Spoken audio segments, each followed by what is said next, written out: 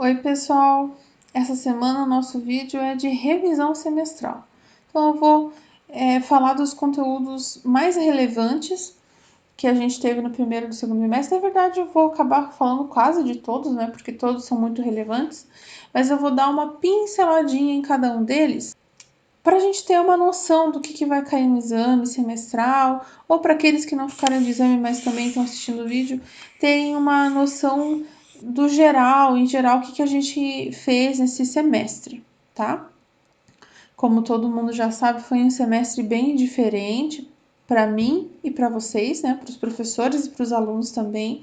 Mas eu tô bem feliz que a gente conseguiu ter essa troca aí, mesmo pelo portal, mesmo afastados, né, fisicamente, a gente conseguiu ir bem nesse semestre. Eu tô bem feliz com isso, tá? Vamos começar então? Pessoal, então eu vou começar revisando um dos primeiros conteúdos que a gente teve, que foi número de diagonais de um polígono, tá? A fórmula que a gente usava, que a gente usa, né, é o número de diagonais vai ser o número de lados vezes o número de lados menos 3 dividido por 2, tá? Então, lembrando que o mesmo número que vai aqui dentro do parênteses também. E se caso você não tenha esse valor, para fazer a subtração antes, você vai ter que aplicar a propriedade distributiva, tá? Isso só acontece em problemas que foi dado o número de diagonais e não foi dado o número de lados. Então, vou dar um exemplo de cada. O primeiro exemplo, eu vou colocar aqui um bem simples, tá? Na verdade, de um hexágono. Então, o hexágono é um polígono que tem 6 lados, certo? Se ele tem 6 lados, eu vou aplicar a fórmula dessa maneira aqui, ó. 6, que multiplica 6 menos 3 divididos por 2, tá? Isso aqui vai significar 6 menos 3 é 3, né? Então, 6, aqui tem um vezes, né? Não pode esquecer disso. Vezes 6 menos 3 é 3, divididos por 2. Eu vou fazer aqui pro ladinho, que não vai caber aqui embaixo. Eu posso fazer primeiro a divisão aqui, e depois o resultado dessa divisão multiplicar por 3. Ou eu posso primeiro fazer a multiplicação e depois dividir por 2. Essa ordem aqui não vai importar, porque multiplicação e divisão não competem, né? Em quem que vai primeiro ali na expressão numérica. Então, 6 vezes 3 é 18, 18 por 2 é 9, tá? Então, significa que um hexágono, ele vai ter 9 diagonais. Lembrando o que é isso que a gente está fazendo, tá? Eu vou desenhar um hexágono aqui, provavelmente ele vai sair meio tortinho, mas é só para a gente tentar enxergar isso que a gente calculou ali, tá? Então, imagine aqui, ó, tem 6 vértices, porque tem 6 lados o meu hexágono. Se você for traçar as diagonais, vou até mudar de cor aqui, vou usar a cor vermelha. Eu vou traçar a diagonal desse ponto, que eu vou chamar de ponto A. Se eu for traçar até o ponto B, o que eu vou estar fazendo aqui? Eu vou estar passando por cima do lado, então isso não seria diagonal. Então, eu vou traçar até C, até D. Opa, esse ficou bem torto. Até E. E até F eu também não vou traçar, porque senão eu estaria passando por cima do lado. Agora, eu vou sair do ponto B até C e até A, não conta, porque senão eu vou estar passando no lado, né? Então, vai até D, até E, até F. Agora, a vez do C. Pro A, já foi. Pro D, vai ser o lado, pro B vai ser o lado. Então, vou para F, vou para E e vou para... Opa, para D também não vai, né? Agora, do ponto D já foi para B, já foi para A, agora tem que ir para E, certo? E todos os outros, se eu for traçar a partir do ponto E aqui, se eu for traçar para lá, já foi, para cá já foi, para cá já foi, para cá é lado, para cá é lado. Por isso que existe essa divisão por 2 aqui, né, na fórmula. Deixa eu colocar essa anotação lá na fórmula. Essa divisão por 2 é para você eliminar essas repetições que podem ter acontecido, né? Quando eu tracei de B para E, eu não preciso mais traçar de novo de E para B, porque vai ser a mesma diagonal. Então, essa divisão por 2 elimina isso, tá? Do cálculo, né? Elimina essa repetição que você faria. E esse menos 3 aqui, ele elimina essa questão de você fazer sempre o que os dois lados, né? Por exemplo, aqui do ponto C, eu vou traçar para B? Não, não vai ser uma diagonal. Vou traçar para D? Não, não vai ser uma diagonal. Vou traçar do C para o próprio C? Não. Então, eu elimino 3 vértices que eu não posso traçar. Por isso que sempre é 3 aqui, né? Que você tem na fórmula aqui, fazendo menos, né? Então, é o número de lados menos 3 multiplicado pelo número de lados, tá? Então, é cada vértice, que é o mesmo número de lados, né? Cada vértice vai se ligar com o mesmo número de vértices, só que menos 3, por conta disso que eu expliquei, né? Dos dois lados não dá, e ele mesmo também não dá. E a divisão por 2 tá para eliminar todo essa repetição que eu faria da ida e volta, tá? E se você tiver um problema que falou que tem, vou até colocar em vermelho aqui mesmo, mas por exemplo assim, ó, um polígono que tem 9 diagonais. Ele deu o número de diagonais, a gente já acabou de fazer aqui, mas eu estou dando um exemplo se não fosse assim o enunciado, né? Então, eu perguntei qual polígono que tem 9 diagonais. Então, você vai pôr 9 é igual a n, que você não sabe quanto é, menos 3 divididos por 2. Aqui você vai ter que aplicar a distributiva, tá? Para fazer a conta, já sabendo o número de diagonais aqui, tá? Então, pode acontecer isso também, ok? Vamos para o próximo conteúdo? Teorema de Euler, que na verdade a gente fala de Euler, tá? Teorema de Euler. É um nome é nome próprio, né? Se pronuncia Euler, tá? Qual que é o teorema de Euler?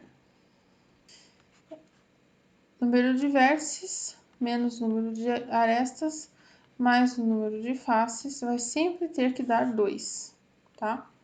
Então, isso aqui a gente vai usar, né? Vértices, arestas e faces a gente usa para quê? Para poliedros, certo? Então, os poliedros são os que têm faces, vértices e arestas, né? Então, por exemplo, um poliedro que seja assim, né?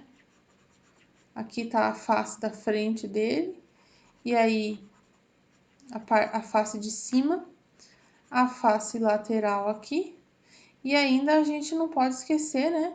Que a gente vai ter as faces que estão lá para trás, que estão ali ocultas. Se fosse de vidro, a gente conseguiria ver. Eu fiz como se fosse de vidro aqui o desenho, né?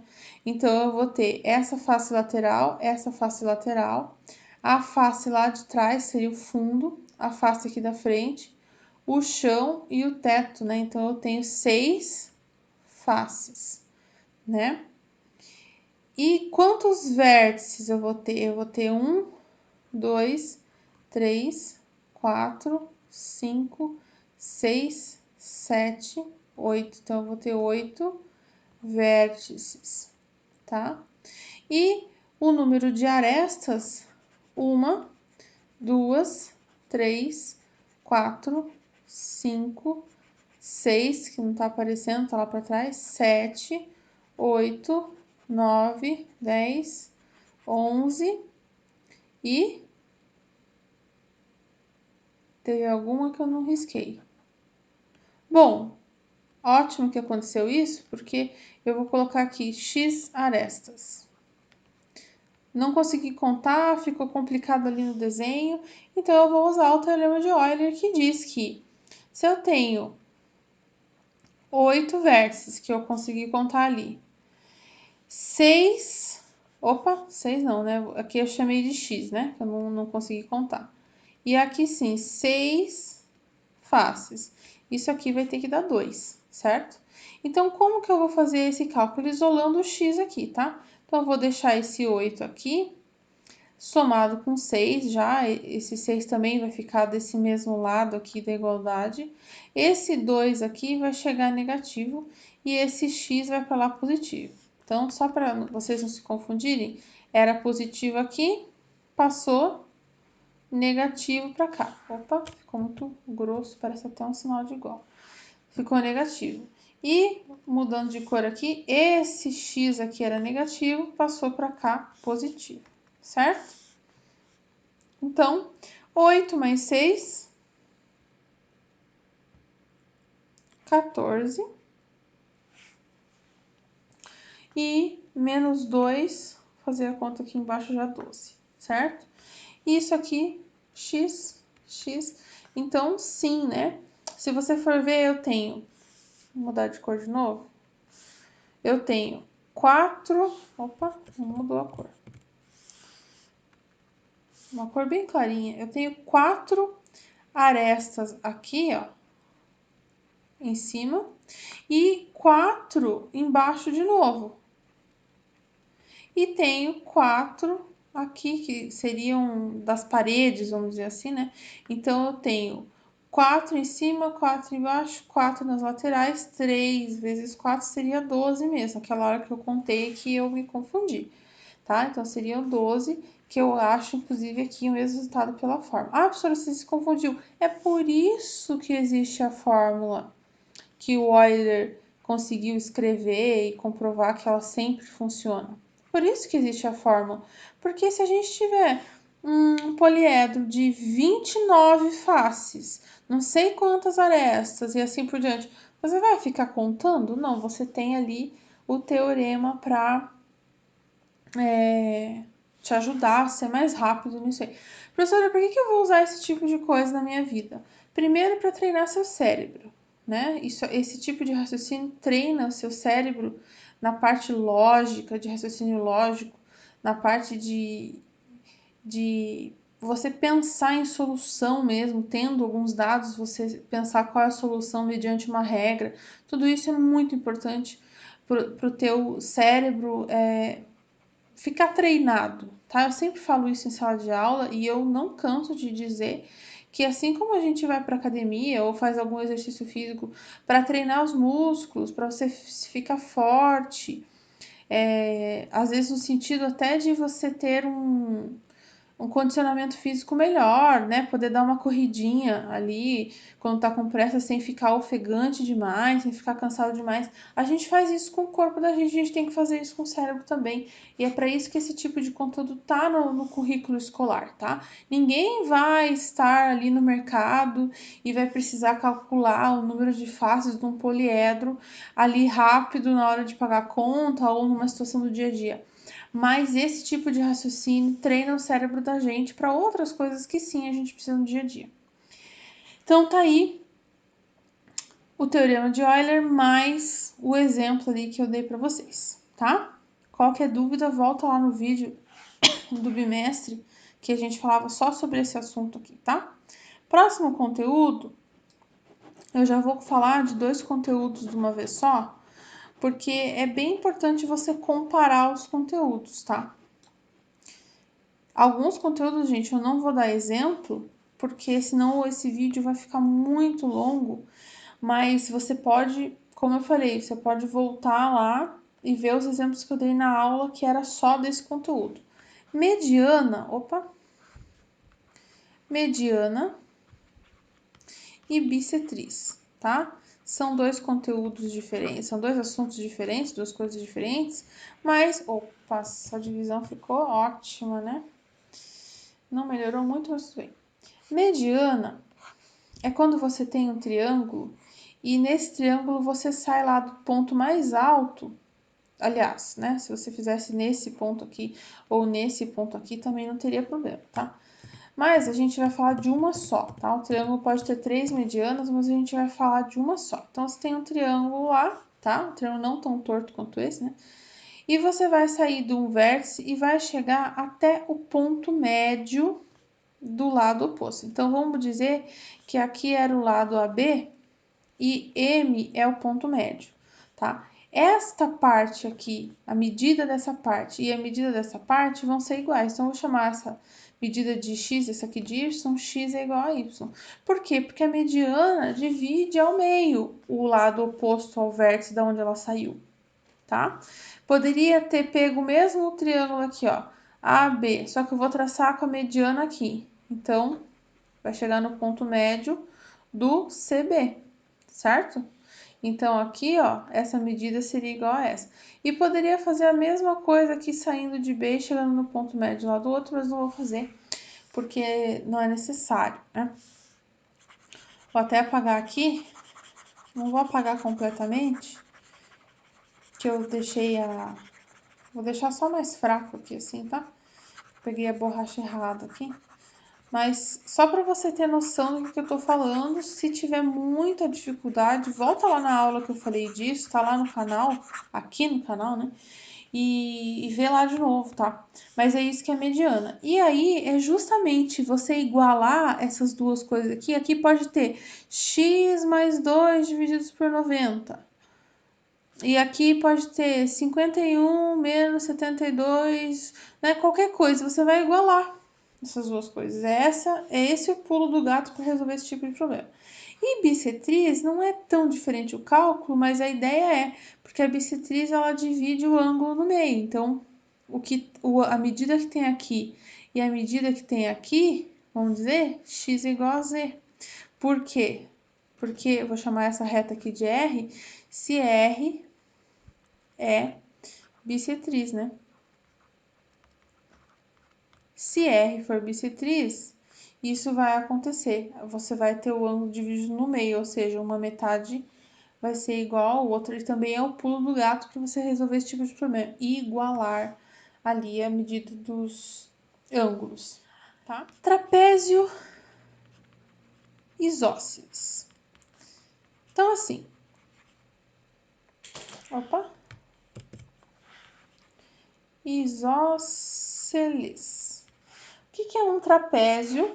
Trapézio, ele vai ter sempre duas bases. Essas bases são paralelas, tá? Então, imagina aqui, né, que eu tenho uma reta. Rabisquei bastante. Imagina que eu tenho uma reta aqui e outra reta aqui paralela, tá? Eu vou pegar um pedaço dessa reta aqui e um pedaço dessa reta aqui, que ficou bem feio esse meu rabisco, né? E vou colocar aqui laterais, tá? Essas laterais, se você apagar o restante aqui, ó, tá? E pegar só esse polígono que ficou formado aqui, você vai estar olhando para um trapézio. Então, o trapézio ele tem duas bases paralelas e as laterais não são paralelas, tá? Só que um trapézio isósceles significa, pegar essa corzinha aqui, que essas laterais aqui que eu tô pintando aqui, gente, imagina que eu tô, né, pintando certo aqui. Essa lateral aqui, ela tem a mesma medida que essa lateral aqui, tá? Que eu tô tentando colocar de verde aqui, mas tá difícil, tá? Verde ou azul, né? Essa cor aqui é daquelas que a gente não sabe o que é. Então, essas duas laterais aqui, elas têm a mesma medida. É isso que significa um trapézio ser isósceles, tá? Então, imagina que eu falei que o perímetro disso aqui, deixa eu escurecer aqui. Imagina que eu falei que o perímetro é, por exemplo, 24 centímetros, tá? E falei que as bases, a base menor mede 5 centímetros e a base maior mede 8 centímetros. O que você vai fazer com esse perímetro? Vamos chamar de x aqui e aqui, certo? Então, eu vou ter 5 mais 8 mais x, eu vou chamar de 2x, vai ter que ser igual a 24, né? Então, resolvendo isso aqui, você vai achar o quanto que vale x. Exemplos assim, né, que tem lá na aula desse assunto, e também pode ser que caia no exame, para quem for ficar de exame, e já caiu nas PAs, então fique bem atento nesse conteúdo aqui. Então, próximo conteúdo seria losango, né? O que é um losango e quais as características? Até eu vou colocar um do lado do outro aqui. Losango e o retângulo, tá? Que é os dois que eu quero revisar aqui com você. O losango, gente, ele é um quadrilátero especial, por quê? Porque ele tem os lados congruentes, vou escrever a palavra congruente aqui, abreviado. Então, opa, ficou bem bonito isso, os lados congruentes, e ele tem as diagonais perpendiculares, certo? Ou seja, fazem 90 graus entre si, né? Então, se você traçar as diagonais, elas vão formar 90 graus aqui. E o mais interessante é que é um paralelepípedo, né? Losango e retângulo são paralelepípedos. E os paralelepípedos, eles têm os ângulos opostos congruentes, tá? Então, esse é congruente a esse, vou deixar mais claro aqui. Este é congruente a esse. Então, eu vou colocar aqui ângulos opostos congruentes. Se precisar também de um pouco mais de detalhes desse conteúdo, vai lá na aula que a gente falou sobre isso, tá? Com essas informações aqui, você consegue resolver vários e vários exercícios, tá?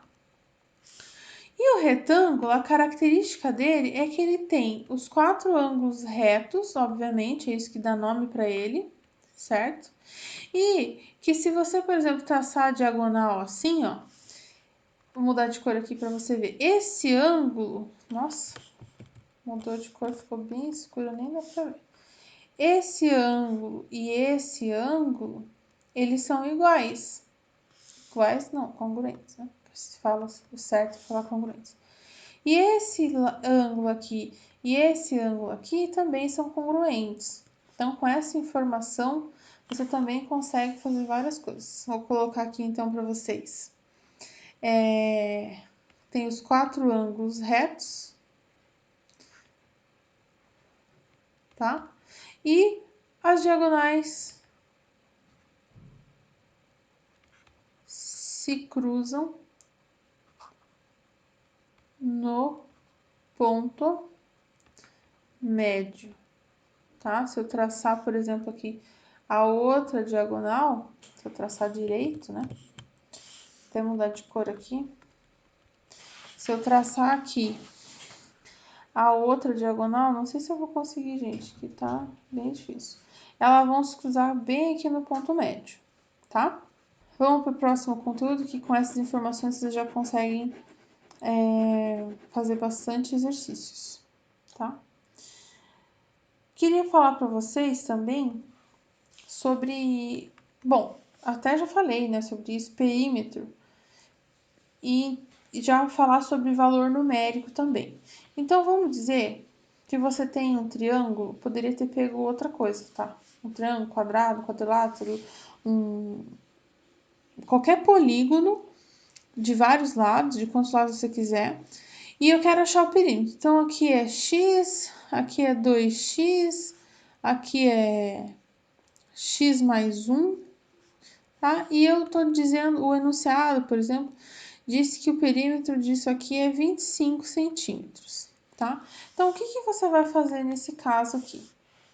Você vai colocar que o perímetro é x mais 2x mais x mais 1, certo? Se é 25 aqui, você vai juntar x mais 2x mais x, vai ficar 4x. E o mais 1 ali, né?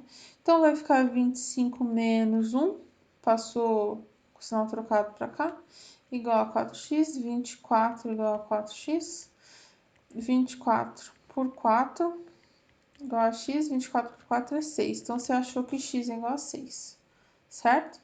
Agora, se esse mesmo problema tivesse falado que x é 6, então, considere outro problema agora, né? Só estou usando o mesmo desenho aqui. Considere x igual a 6. E qual é o perímetro, né? A gente sabe que vai dar 25 porque era anunciado do outro exemplo que eu dei. Mas você ia fazer do mesmo jeito. Perímetro igual a x mais 2x mais x mais 1. E no lugar de x você ia colocar 6. Então, aqui ia 6 mais 2 vezes 6 mais 6 mais 1. E se você terminasse aqui de fazer todo esse cálculo, né? 6 mais 2 vezes 6, 12, mais 6 mais 1, 7, e você fizesse toda essa soma, você ia chegar em 25. E você ia poder dizer com certeza que o perímetro é 25. Então, tá aqui, né? Dois exemplos, assim, de enunciados com perímetro. E esse conceito de perímetro ser a soma de todos os lados, né? Vou colocar aqui para vocês, perímetro é a soma da medida, né? Mas eu vou abreviar aqui, tá? Mas é a soma da medida de todos os lados, tá? Todos os lados. É isso que é perímetro. E o valor numérico é isso, é você ter, para x igual a tanto, daí você vai lá e coloca esse valor no lugar do x, tá? Então, assim, eu fiz o quê, né? Eu fiz uma revisão rápida mesmo e já falei isso várias vezes nesse vídeo mesmo aqui, mas eu vou repetir. Se você tem alguma dúvida, você pode tirar no fórum, mas você também pode ir lá ver os vídeos dos quais eu falei de cada um desses conteúdos aqui que a gente viu nessa revisão, tá bom? Abraço para todo mundo, bons estudos!